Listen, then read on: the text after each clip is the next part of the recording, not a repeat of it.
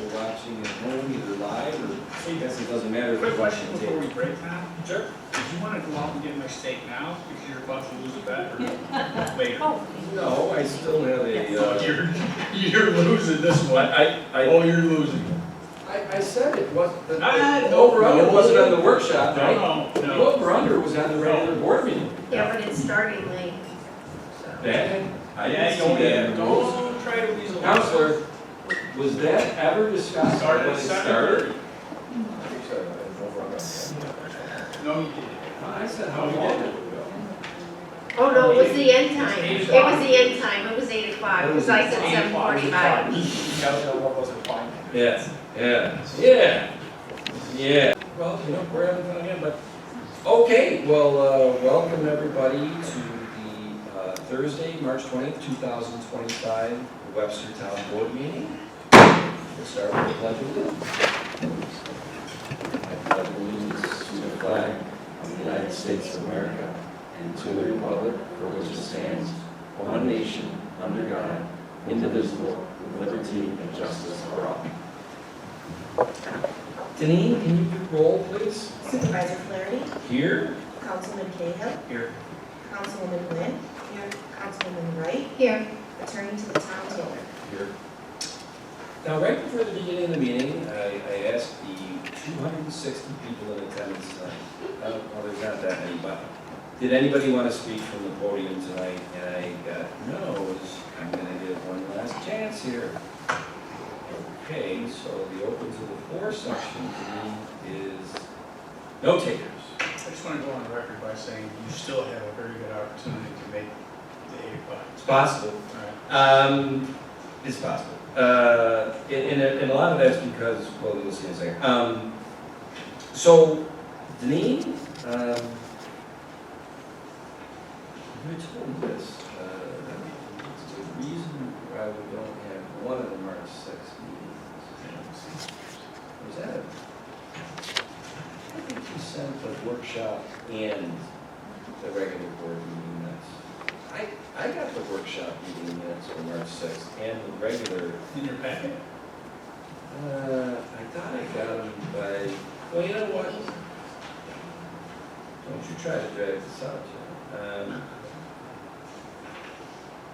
No, it's usually the minutes. We're good. I want to hold things up.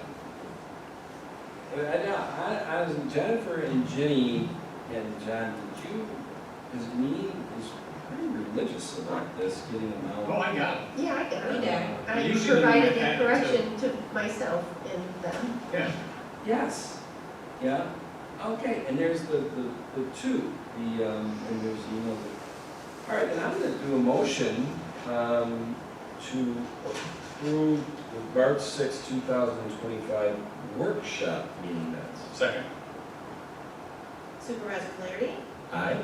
Councilman Cahill, Aye. Councilwoman Wynn, Councilwoman Wright. Aye. And then I also make a motion to approve the March 6, 2025 regular board meeting minutes. Second.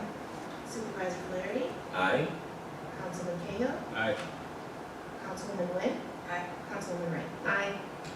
Okay, I'm gonna take a little executive privilege. We're gonna move resolution listed as number 6 up to the first one tonight, and that's because we would like Leanne Kimber from Colliers, who presented and answered our questions at the workshop, the opportunity to get home to her family at a reasonable hour. So, does anybody out of the board members have any questions? No. Before I make them? Okay. All right. We had a John, I mean, that was, I can name that too. Well, I'm going to make a motion to approve a precursor to development agreement for Webster Economic Development Agency, WEDA, application for a $9.8 million Fast New York grant for Xerox campus roads and power studies on that campus. Second. Supervisor Flaherty, Aye. Councilwoman Wright, Aye. Councilman Cahill, Aye. Councilwoman Wynn. Leanne, do you think they'll be still awake when you get home? Probably, yeah. Okay. Well, from what you described, at their ages, wow, they're going to be pretty tired. Anyway, thank you. Thank you all. Thank you very much for all your work. And phenomenal job in the last few weeks on what has been speed dating. So, John? Nope. Jane, sorry. Go for it. I looked over the bills without the finance director, and they seem to be in order. I make a motion to pay the bill, please. Second. Councilwoman Wynn, Aye. Councilman Cahill, Aye. Supervisor Flaherty, Aye. Councilwoman Wright. Aye.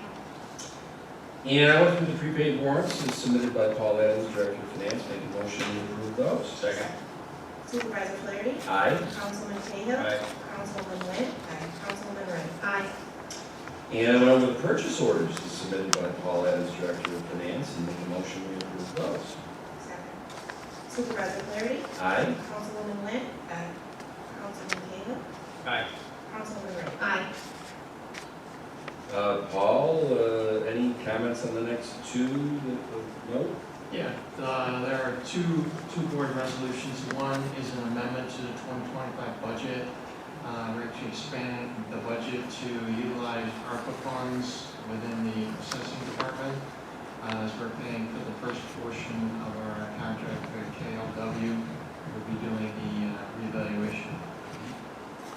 Also, within the transfers, there's a transfer to add some money to the insurance line. Our insurance cost a bit more than we had budgeted, so we're taking some money from contingency there. There's some money for some capital purchases for computers, and moving some money around to some new cash option benefit accounts. But other than that, it was just housekeeping. Paul's always. Question for you, Paul. Go ahead. What was the percentage increase in insurance year over year? Yeah, Just so that- our insurance went up, the percentage, I think, was 12 to 15% range. It was a large increase. Right. Yeah, and they also changed the size of our deductibles, so it was almost a double whammy. So it was a tough. It was, and Okay. I'm talking to the other supervisors in Leonard County across the board. So we're gonna see what we can do. I know Tom and I have a note on our calendars to take a look at it in a couple of months. See if there's other options.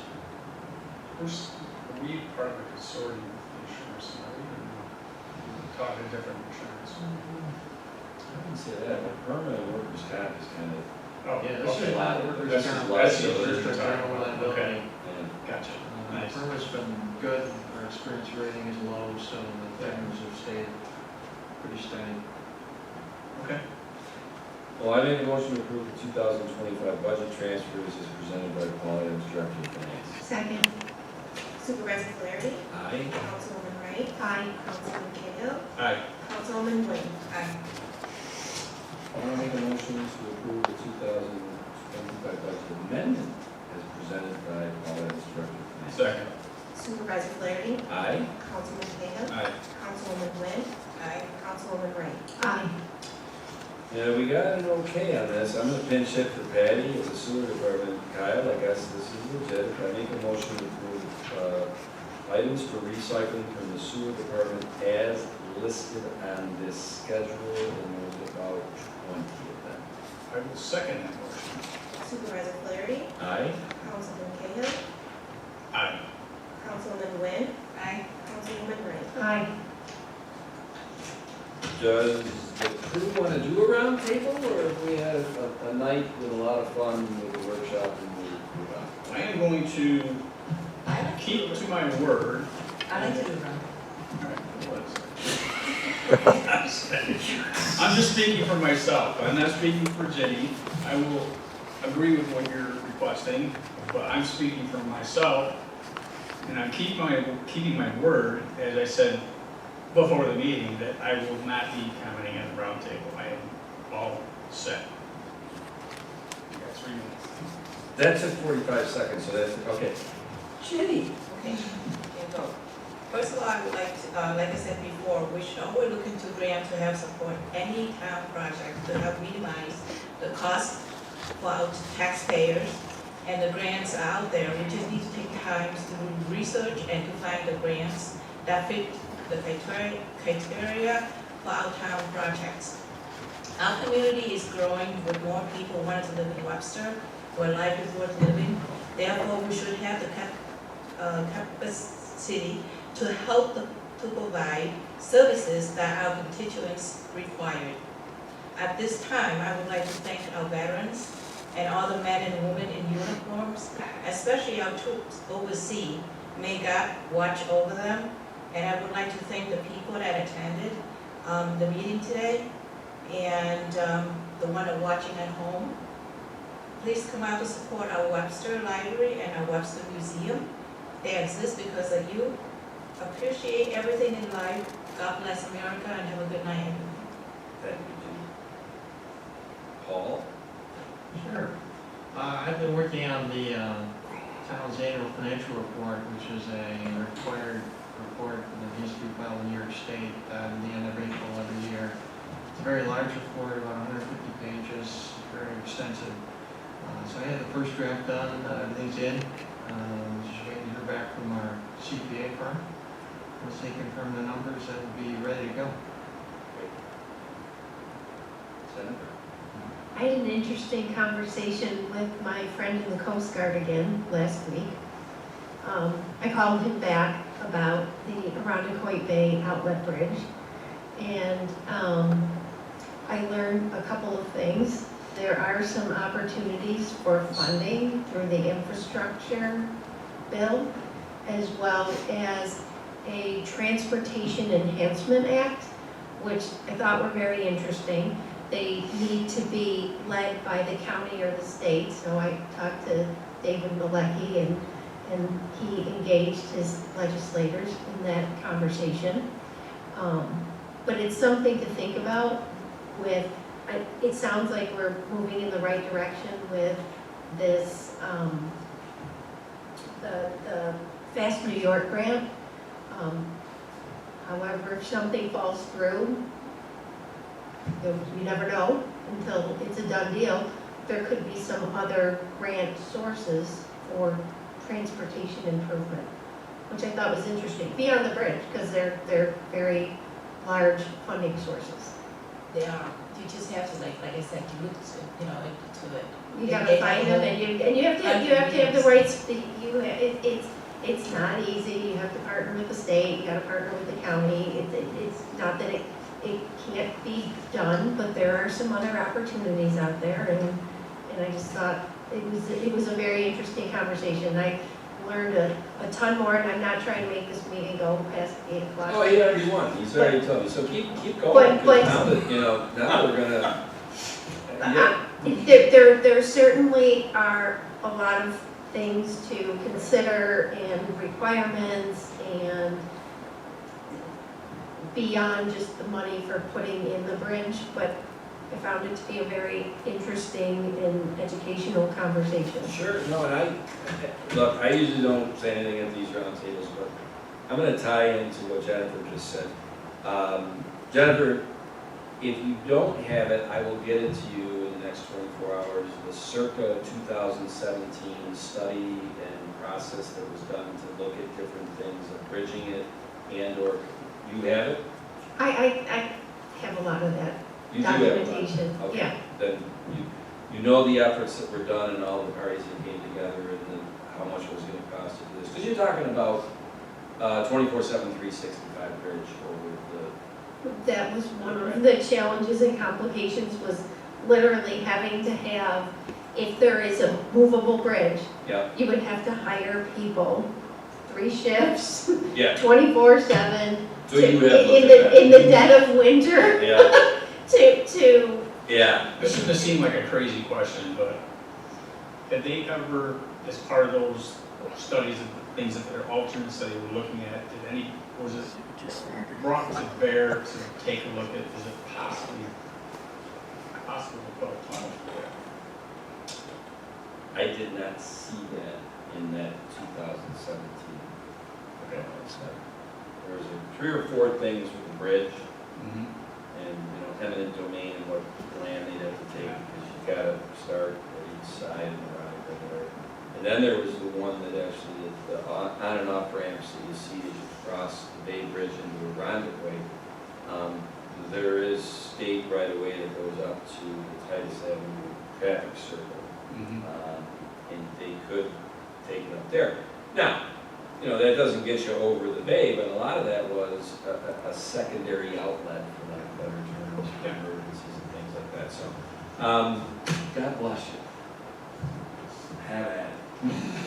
And today I did go to the highway garage and I saw the salt barn, so I saw the state that the salt barn was in, and it's in very rough shape, and unfortunately, it's like many other things in the town that we are working on, the pump station, the salt barn, it's just another thing that has gone for a very long time without being addressed, and I would just hate to see that project be something else where, you know, we are putting good money after bad in repairs and repairs and repairs for something that is crumbling and is potentially not even I think safe. the last time there was money invested in that was probably 10 years ago, 10 or 10 10 years ago. 10 or 15 10 or years ago, 15 they put a years ago. aluminum roof on it. Mhm. But so much to your point, it's the neglect that has gone on with respect to investing and keeping the infrastructure up, you know, not only the highway building, the sewage treatment plant, you know, we're seeing extraordinary amounts of money that we're having to invest by lack of not keeping up over the last 20, 30 years. And so I think this is a lesson that we have learned. We're planning properly going forward by setting up these different accounts and investing so that another 4 or 30 years from now, we'll not have to go through what we're going through right now. So it's called effective planning. Mhm. So more to come with that. I know there's a lot of conversations about timing and various grants, and we'll continue to look through those, but I just don't want to be in a position where it takes so long to do something like that, and then next thing you know, it ends up costing more money. Yeah, well, at that highway garage, you know, the old garage where the trucks went, that'll get demolished. And that is the location that the new salt barn would go on if that project moves forward. The 3,000 square foot administration building is attached to the current garage, the old garage. That we're not going to take down. In fact, I attended a meeting today with Maria, well, I don't think you were in that meeting, where we got some designs for the dog kennel to go inside there. So there's more to come on that. And really, that's because they had to keep that building or a portion of that admin building for the mechanicals for our gas pumps. Yeah. So it's a building that is structurally sound. What the heck? As long as it's 3,000 square feet, it's more than enough space to put. I think Maria, the one that Barb Hollins likes is the 4. Yeah, 4 of the high school, Yeah. so 5. I'm glad that We're they, growing. I'm glad they chose that one over the second option. Kyle! I'll yield my time.